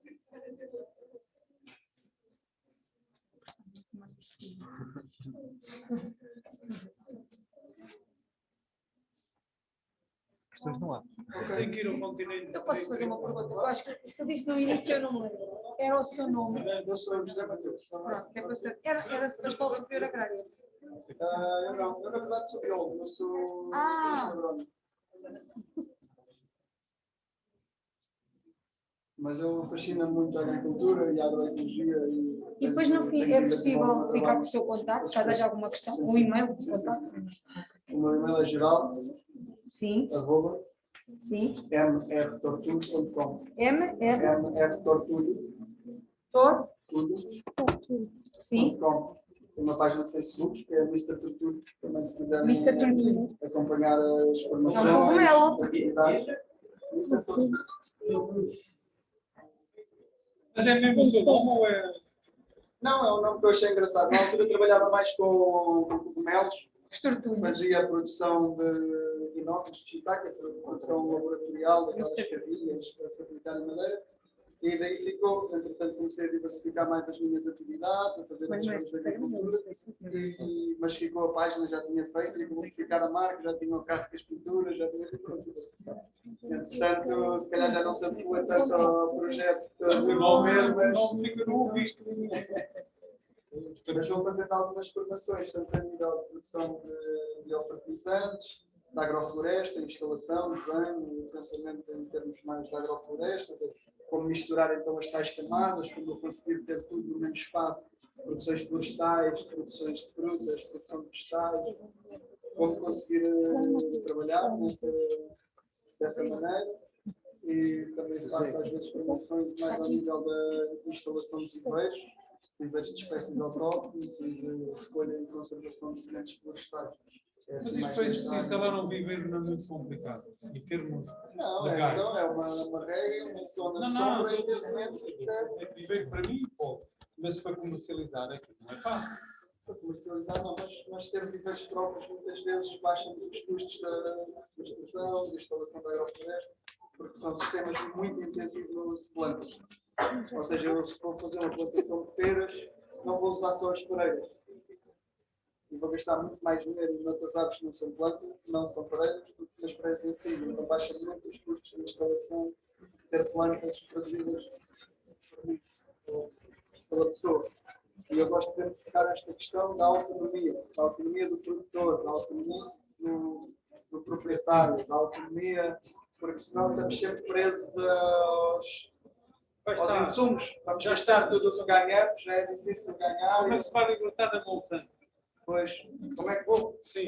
É por aí que temos que, ou seja, eu não tenho as respostas, mas eu acho que há um caminho a percorrer e é esse caminho que devemos trilhar, e devemos trilhar em conjunto. Pronto. Mas eu acho que é uma necessidade, é só isso. Se comprar uma semente híbrida, vai ter que comprar semente porque ela vai degenerar. Qual é que é a solução? É não comprar semente híbrida. Pronto, nós temos que encarar o problema, ver. Pronto, é uma maravilha, mas é assim, de maravilhas estamos nós a viver de maravilhas, estamos a ficar enterrados até... Então é difícil, então também, pronto, tem sol na eira e chuva no naval. É prefiro ter chuva no naval. Sim.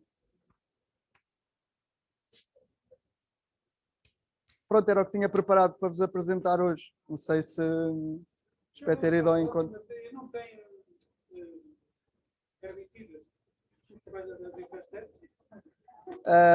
Não, sim, eu percebo. Normalmente as plantas estão-nos a indicar um sintoma, ok? Isso é muito importante. E se as plantas estão a aparecer ou estão a dinamizar nutrientes e a trazê-los à superfície e a pô-los e estão a trabalhar consigo nesse aspecto, ou então pode haver uma falta de cobertura, ou seja, há um sintoma. As plantas estão sempre a revelar um sintoma. Os sistemas estão a reagir a qualquer coisa. Mas as minhas infestações estão morrendo delas. Estão-se a dar bem. Elas estão-se a dar bem. Não, devem ser lá precisas para lá estar. Acredito que era pior se elas não aparecessem. Acredito que era pior se elas não aparecessem. É porque era mau sinal. Pronto. E então nós temos que encarar as coisas também um pouco como elas. Mas de maneira também prática, eu percebo que as... Pois. Uhum. Pronto, eu gosto muito de utilizar essas como biomassa para crescer as outras, usar essas como cobertura de sol para proteger outras. Pronto, temos que olhar para a natureza como também um recurso, não é? Mas um recurso que tem que ser gerido com cuidado. É um recurso que tem que ser, pronto, temos que ter muitos cuidados.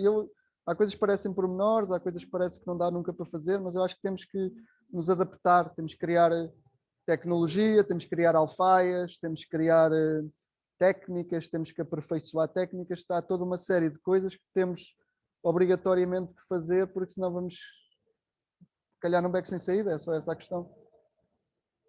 Se nós continuarmos com mais 100 anos, não temos, se nós continuarmos lá com 50 anos das mesmas práticas, pronto, isto vai-nos levar a um ponto sem retorno, é o que eu vejo e é a minha preocupação. E então temos que criar alternativas, e as alternativas... Sim, sim. Pois. Quais é que são as infestantes que aparecem? Quais é que são as infestantes? Silvas é bom sinal, é sítio bom para o Freixo, tem um potencial de floresta incrível, de floresta ribeirinha. Nós temos que olhar para as coisas como... Madeira de Freixo.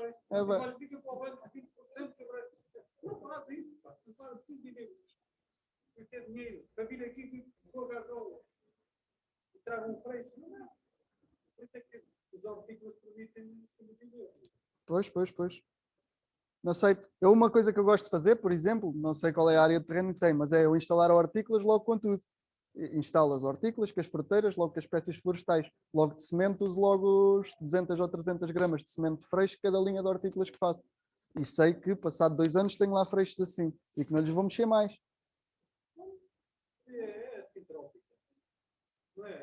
É. E então, gosto muito dessa vertente, de pensar que o meu sistema de produção de hortícolas está a longo prazo a ter como subproduto um produto linhoso de alto valor. Pronto, temos que aplicar, ou seja, eu não tenho não tem lá freixo, não é? Não.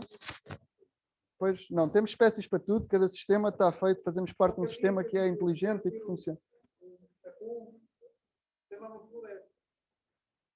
Pois, mas é que aí já pode fazer a couve lá. Mas pode cortar a floresta para couve, pode cortar, triturar e depois vai ter couves que é uma maravilha. Mas... Sim, desde que esteja encostado ao chão, desaparece.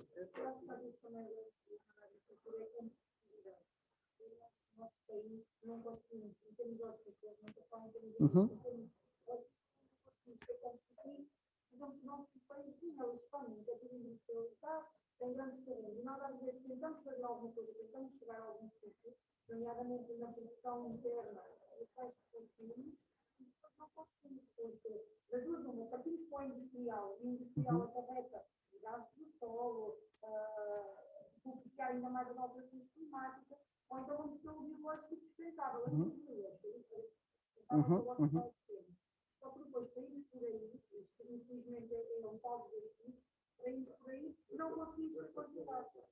Mas podemos ter toda uma série. Não, a biológica é rentável, muito rentável. A biológica, não vou ter agricultura biológica, não ganhava. É 4 vezes mais rentável do que a outra, para cima. Muito rentável, muito rentável. Eu nunca vendi laranja, nunca vou ter laranja, eu havia um tempo aqui. É para mim, não estou dizendo que vou fazer a mim. Epá, os 20 centos por quilo, tinha que apanhar. Eu preciso tantas vezes anos de laranjal para ter a meu borrão, mas não vai ser mais acabado. Mas eu não preciso trabalhar tanto, tenho mais tempo para mim. Já está com o biológico, temos descanso. Não, temos descanso, tenho mais responsabilidade. Isso eu não duvido. Agora, eu gostava de ter mais, as infestantes, Pronto, depois também temos a questão da escala.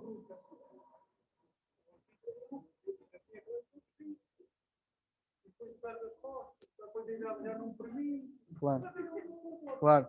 Mas eu acho que há várias coisas aqui. Acho que precisamos de mais agricultores como o senhor. Acho que sim. Acho que temos que vender em circuitos mais curtos de distribuição. Não pode andar a grande distribuição a fazer todos os lucros à pala de sufocar tudo o que é agricultores. Portanto, há toda uma série de escolhas que têm vindo não só do agricultor, mas do próprio consumidor, que tem que deixar de consumir certos produtos para que eles também deixem de ter interesse na produção. Produtos biológicos, diz?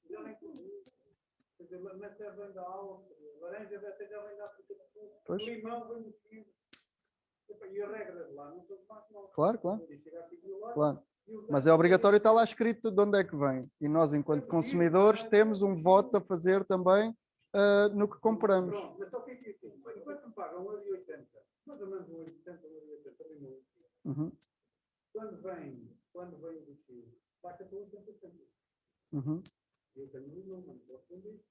Por isso é que era importante que as regras, se querem a liberdade de comércio mundial, também as regras devem ser todas iguais. Sim, e Eu não tenho as mesmas regras. acima de tudo, O que eu nela e jogar contra o Benfica, com as mesmas regras. Certo? claro, mas o que eu acho, claro, claro, claro. E eu acho mais, acho que uma grande coisa que se devia fazer era que se devia taxar todos os, todas as atividades que são prejudiciais ao meio ambiente. E aí, se calhar, já ganhava muito mais competitividade um certo tipo de produção. O que é que a Europa quer fazer agora a dizer que se vai industrializar outra vez? Nós aqui ganhamos 7 vezes menos. O que é que eles querem? E nós andamos aqui todos no ar, todos contentes, mas parece que o milagre do Senhor vai dar toda a vida. Sim. Pronto, pelo menos ainda é um canto do mundo que temos alguns direitos humanos mais ou menos assegurados. Sim, temos algumas vantagens. Não tenho medo de andar com isso à frente, temos muita malta que isso não faz sentido. Está a pensar à frente do tempo. Eu acho que é assim, acho que temos que pensar em conjunto as soluções. Acho que ninguém sozinho faz nada, é logo a primeira, e acho que temos que encarar os problemas como problemas que são. E não ficar atacados porque estamos a fazer parte de um problema que eu também faço, eu também consumo, eu também, sei lá, tenho uma vida normal como as outras pessoas, também trago problemas a este mundo, mas tenho que encará-los e tenho que tentar encontrar uma solução. E eu acho que isto é a parte importante. Temos que olhar para as coisas, é um problema, há maneira de se fazer, pronto, não podemos pôr o dinheiro à frente de tudo, temos que ter uma maneira. Diga. Tira o nervoso, sim, mas acarreta uma série tão grande de problemas que eu se calhar prefiro andar um bocadinho nervoso. Porque realmente há coisas que estamos a fazer que se não deixarmos de fazer, estamos a caminhar para a desgraça. Eu acho que isto é óbvio. E é óbvio principalmente para as gerações que estão a vir. Que o planeta não está em condições de suportar uma continuidade destas práticas. É só isto. E então temos realmente que procurar. É que daqui a 15 dias ou um mês já vai aparecer aí um computador que diz que isto é obsoleto, que eu já não quero este, já quero o outro, e isto é com isso. Pois. Sim. E quando olhamos.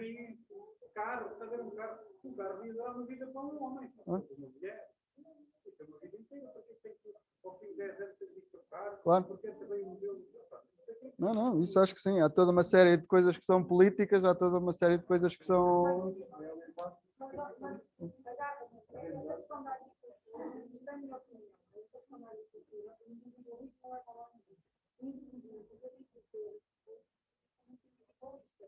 Eu sei, então não vou dizer ao outro. O meu produto é melhor que o do vizinho.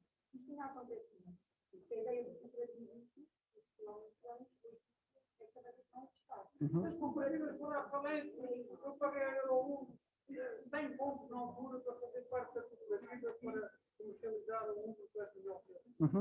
O objetivo era fazer um. Claro. Ganhar 100 caixas de fruta que estava 1.000 depois ao fim de 3 meses ia fazer um trigo e eu depois a seguir ao fim, ou seja, em meio ano eu ganhava 1.200 pontos. Eu dei, depois para ser sócio Euro 1 do fundão, tive que dar 100 pontos. Enquanto tiver lá o dinheiro de fome, para gastar e distribuir lá pela direção. De repente aquilo que eu faço, nem vão a falar em cooperativo. Pois. Porque eu tomo lá mais dinheiro, a minha produção, depois tive que ficar lá com os melhores, fiquei com tudo, não fazia ninguém. Pois. Claro. Pois é, muito dinheiro. Mas a cooperativa não é muito a cooperativa instituição, é cooperativismo.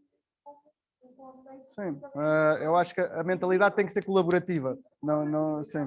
E depois o tipo de estruturas legais que se faz à volta disso, mas tem que ser a de redes de confiança, colaboração e sabermos que juntos vamos chegar muito mais longe. Eu acho que essa é a grande questão.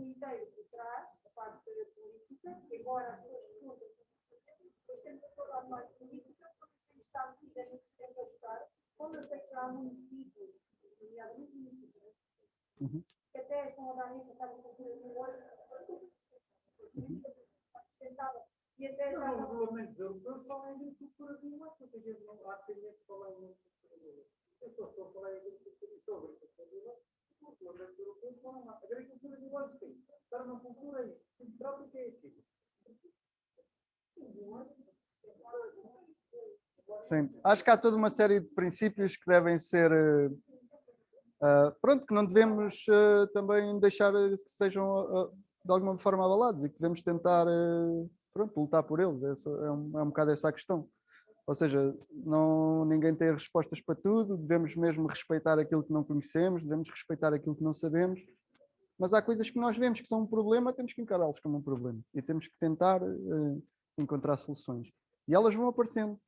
Temos que, pronto, o que é certo é que usamos maquinaria de guerra para tratar de comida, que usamos tecnologia de guerra para tratar da comida e que é uma das mais antigas atividades humanas, que não é a mais antiga, é a atividade extrativa, e nota-se, ainda é que está mais patente. Ou seja, ainda continuamos com o extrativismo do nosso cérebro paleolítico sempre a funcionar.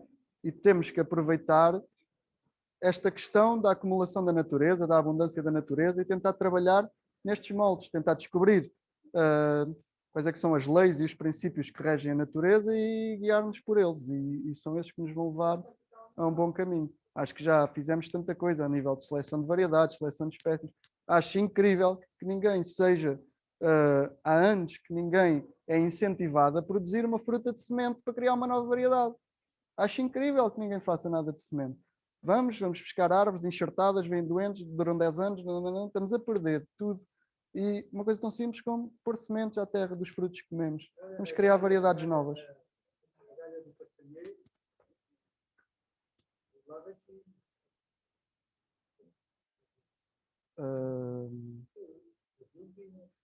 Não, eu acho que vem muito a tinta, diz? Não, a galha. Ok. Ok.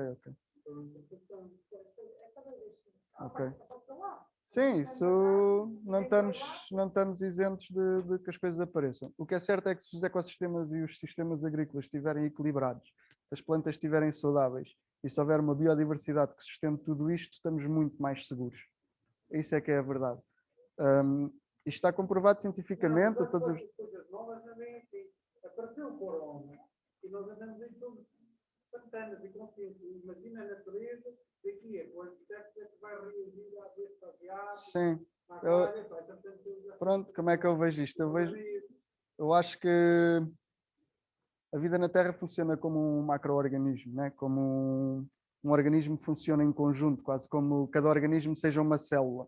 E o planeta Terra procura o bem-estar, procura o seu equilíbrio, procura a homeostase, procura um equilíbrio. E então isso é o que vai acontecer daqui em diante, vão ser reações naturais da Terra a que se encontre o equilíbrio. E acho que nós, se queremos ser uma espécie bem-vinda na Terra, devemos mudar os nossos princípios em relação à natureza. Senão ela...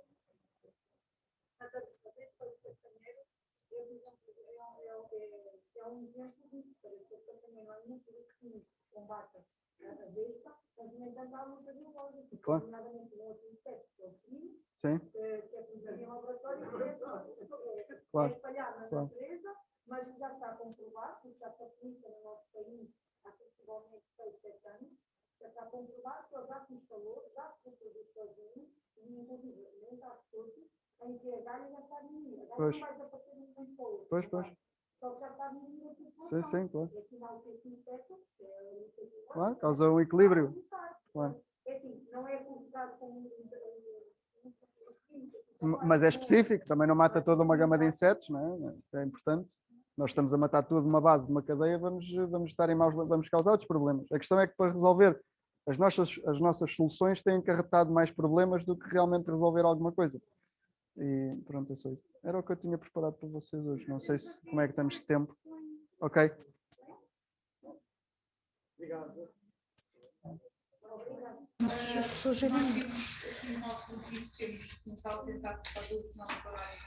Então, mas antes de irem, desculpa, assinem a folha de presença, se faz favor. E coloquem assim.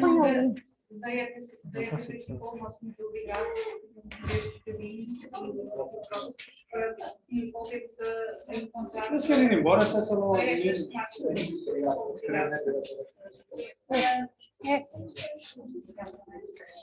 Posso colocar questão? Pronto. Temos aqui uma senhora que está a perguntar, ficou com a dúvida sobre quanto tempo fermentavam os aminoácidos de peixe. Os aminoácidos de peixe é um mês e meio, é suficiente para eles estarem prontos para se usar. Depois, existem publicações científicas que demonstrem estes resultados ou os procedimentos apresentados? Eu não tenho esses artigos. Mas o que eu tenho já vi com os meus olhos efeitos destes preparados nas plantas. Isso sim, e vem-se de um dia para o outro. Questão, há uma prevalência para o uso de compostos anaeróbios, mas o objetivo são micro-organismos aeróbicos, pois a prevalência de organismos em solos saudáveis são aeróbicos. Será que pode comentar isto?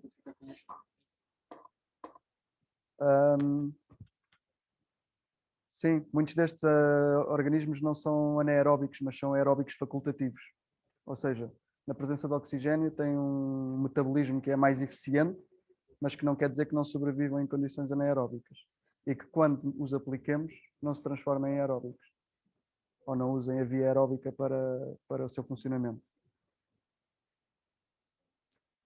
Ok. Obrigado. Nós temos aqui na lupa, temos uma planta que elas tiram a parte inicial e aquilo que podem ver é micorriza. Portanto, em vez de desenvolver uma país grande, tem que estar a água nutriente para fazer. Divide-se para fazer. Para se associar aos fungos. Portanto, em vez de trabalhar sozinha, vão trabalhar em grupo. Portanto, para ser portanto, vêm várias raízes pequeninas, vêm que elas ficam inchadas, porque é o fungo que entra, e depois vêm os micelos, as tais hifas, a saírem do fungo. Portanto, se virem à lupa, podem ver. Ok, obrigada. Acho que já posso tirar. É mesmo muito interessante ver estas estruturas aqui na lupa.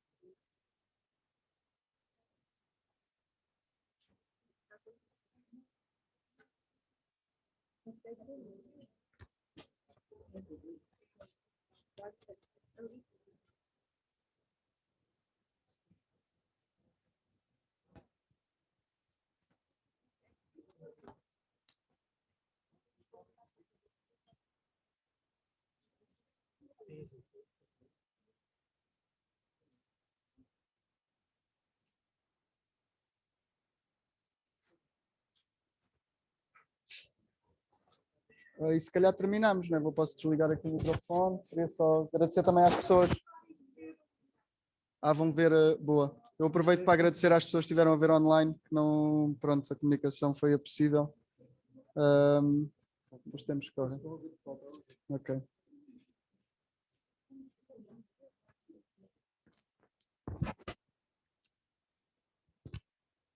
Pronto, e agora estamos a observar aqui na lupa binocular estruturas de raízes com associação de micorrizas. Qual é o fungo que aqui está, professora? Isto aqui nós temos inoculações com tuberboshi. Ok, tuberboshi, que é trufas branquiçada, é o nome comum, trufa branca. E o outro que é lactários. E lactários deliciosos, ok. Normalmente lactários não inocula melhor em pinos. Sim. Conseguimos fazer aqui neste caso com a medronheira. Ok, ótimo. Pronto, neste caso tem medronheiro. Para deixarmos os bidãozinhos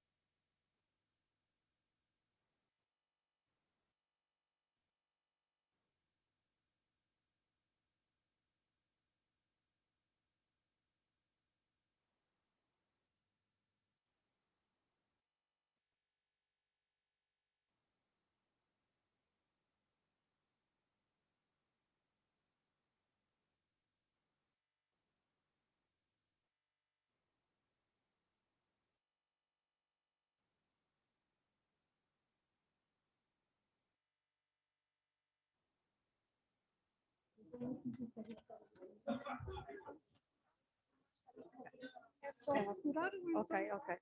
Pronto, aqui estamos a ver uma raiz grande e depois outras raízes muito fininhas, portanto, com a presença da micorriza, quando as plantas estão micorrizadas, escusam desenvolver raízes grandes, portanto, vão desenvolver raízes pequeninas, essas raízes vão ser inoculadas, vão permitir a entrada do fungo, e o que a gente está a ver são as zonas terminais da raiz mais inchada, que forma o tal micelo exterior, e depois o desenvolvimento do micelo sobre o substrato. Portanto, isto é um tipo de micorriza que é designada por ectomicorriza, exatamente porque forma o tal micelo exterior à volta da raiz.